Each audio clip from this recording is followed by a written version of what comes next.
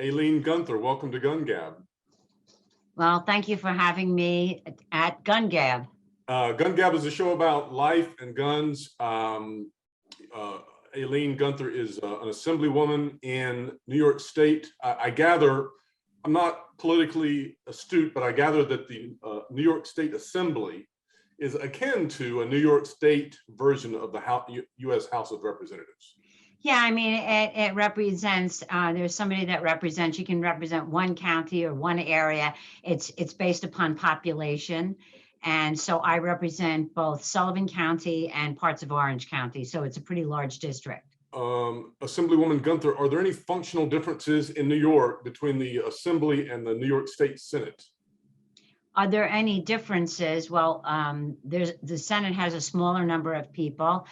Basically, for a bill to become a law in New York State, you need a sponsor in the Assembly and the Senate. So you work hand in hand with them. Okay. So again, they have like 3 times the size of an Assembly district, which is in population, not by geographical size. So, right. And so you have to work together, and then, so we're the state government and the legislative body of government in New York State. And then you have local politics, and it goes down and down, down, down. I already respected you because you're an assemblywoman, but I gleaned that you're also a registered nurse. So I just said, holy mackerel, this is a person that is a 1-2 punch in her career. What is the boy, you saved and cared for thousands of lives. Is there a time out in public that that someone was having a heart attack, or someone was having had a blockage in their throat that you had to kind of sort of save their life? Well, when you're a nurse, you use your experiences in a lot of different ways, taking care of your family members. Certainly there's been times when there was an accident that I stopped, all those kinds of things. But I guess we're here today to talk about, I see some of the questions that you're asking about. Were my parents gun owners? So I'm originally from the Bronx. My father was in the NYPD. So did my father carry a gun? Yes, he did. Did he hunt? Not too much. He was from the Bronx, so not so much. However, my husband and his family, they lived in a little upstate in Middletown, New York, and they also had a lot of land in Forestburg, New York. They had about 600 acres, and it's been in their family for 5 or 6 generations. Their grandfather actually bought the land, and if you went into Middletown City Hall, you would see his hunting dog, stuffed hunting dog, and animals in City Hall in Middletown. So it's been used for not so much. My husband and I were the first people that actually lived full time on part of the land, but it's been used for hunting since the late 1800s. And you have hunted in your life, haven't you? Well, I haven't really shot an animal. I stink. I have shot a gun, but not so much an animal. But my husband and my son and my brother-in-law and a lot of the friends, if you live in Forestburg, New York, venison is like one of very, very important to the diet of many people in Sullivan County. And, we get hunters from Long Island. We get hunters from, all over the state of New York and other places too. We have a lot of land, and we have a bow season, and we have, a rifle, when you use a rifle. So we have lots of different seasons. My son went turkey hunting this year unsuccessfully. He was out there blowing that horn, that turkey call, and he went out every morning, early in the morning, but he was unsuccessful. Are you more familiar and comfortable with rifles or pistols? Well, I have a pistol permit. I've shot it a few times. I have it locked in. I've locked up. I live alone, so I also have so I live alone, so I do have that, and I have it locked up, so I do own that. But you're also familiar with a rifle, aren't you? I am. I've shot a rifle a few times, but I don't go out hunting. I'm going to be honest with you. It's a family thing. My husband loved it. It was his best 3 weeks every year. Wow. Yeah. I noticed you came to my attention because you're the New York Legislative Sportsman's Caucus. You are a member of the of the Congressional Sportsmen's No, Foundation? no, and I am, but it's the New York State Sportsman's Caucus is what we have. We have a caucus both, they're both Senate members and Assembly people, and they also are Democrats, Republicans, Independents. So we're from all walks of life, female, male. So yeah. But are you a member of the Congressional Sportsmen's Foundation? I don't think I am a member. I'm the New York State. Okay, okay. Yeah. And I guess you qualify as a sportsman because of your rifle and pistol comfort and experience. Yeah, yes. Well, we say sports person at this point because we have a lot of women that hunt in my community. You know, venison is important, as I said, and a lot of people, you know, hunt for food because it saves money too. Right. And also we have, you know, we have a lot of people in my community also do a lot of bear hunting also. Right. I have a damn bear in my front yard all the time, and he's eating my garbage. You have a bear in your yard? I have fox, bear.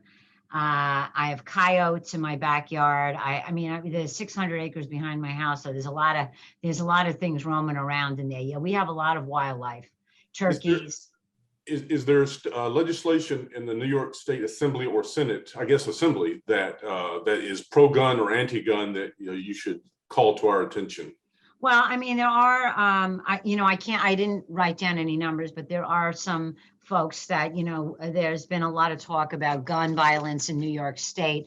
And I think as legislators and representing in an area like mine, you know, I mean, I think that, you know, we try to make other people understand that, you know, most of the kids in our area, you know, we have, skeet shooting in many of our schools, and they teach the kids the proper way to handle a gun and gun safety and those kinds of things. And in order to be able to have a gun in New York, you have to take classes.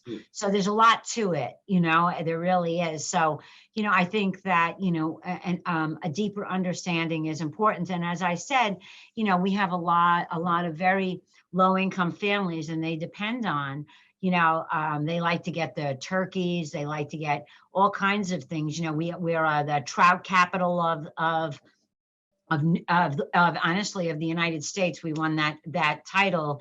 They fish, they hunt, you know, all kinds of things. And I mean, the other thing I think is important, and, you know, I have another meeting, so I can't stay on that long, but, you know, in what sometimes people don't understand is during hunting season, it brings a lot of families together. So there's generational. So I have, my grandson is Jacob E. Gunther V. So at some point he'll be there too, but we had generations, Jacob the third and the fourth.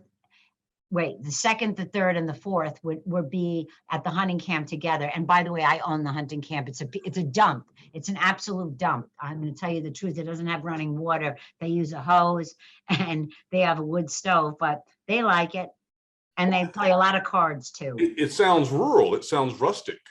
Yeah, well, it's very rustic. I only have 676 people in my town, and the acreage is tremendous. If you ever have come up to New York State and you've gone to the Rio River, we're very close to the Delaware River. That's what you drink in the city.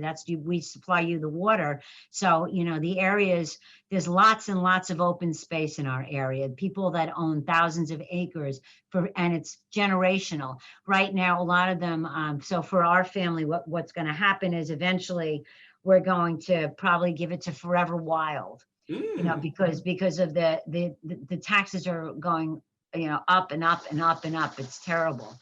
And I mean, they want open space and clean air, and yet they don't really support these people that are families that are keeping this open space in wooded areas. And, you know, so you have to make a decision at some point in time, and we don't want to really have it develop. Do you anticipate a time when your grandson will say, "Grandma, go hunting with us"? Oh, I don't know. I don't know if my grandson is going to be 2 years old, and, you know, so I don't know. Hopefully I'll make it that long. He'll be able to have that conversation with me. But All I can say is that, in the assembly, there's many of us that come from sportsmen and women's families. Right.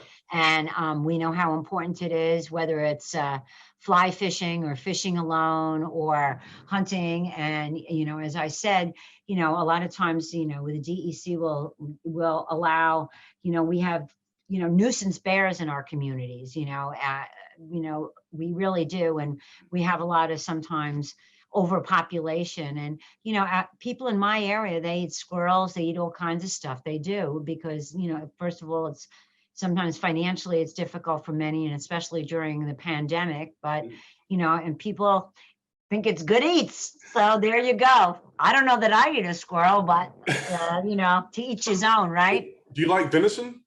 I do like venison. My favorite is my father-in-law used to make sauerbraten with venison. He used to get the hind quarter, and you take the hind quarter, and remember those old big glass thick jugs?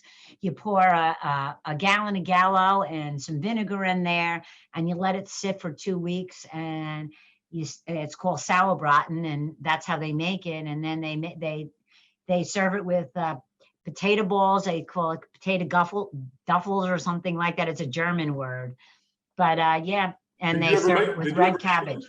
Did I make it? Yes. No, my husband used to make it. My father-in-law used to make it, and my brother-in-law also makes it. Okay. It's a big procedure. You have to put it down, and you have to put garlic cloves in it, and then you have to cook it, and then they make the gravy, and so it was kind of like that was their specialties in our family. I've never had venison. Oh, really? Really? You never had it? I mean, they serve it in some restaurants. You can't have not wild deer, but those that are raised on farms. So you should try it sometime. I mean, it's good. It depends on. It's like anything else. It depends on how you cook it and if you know how to cook it. But if you closed your eyes and ate venison, what would you say that it is? If you didn't know it was venison, would you? It's a stronger than a beef. Okay. It's a different flavor. I mean, it's like eating different kinds of fish. If you eat salmon or you eat or a different fish, filet of sole. I mean, different tastes. I like salmon. I don't like filet of sole. So there you go.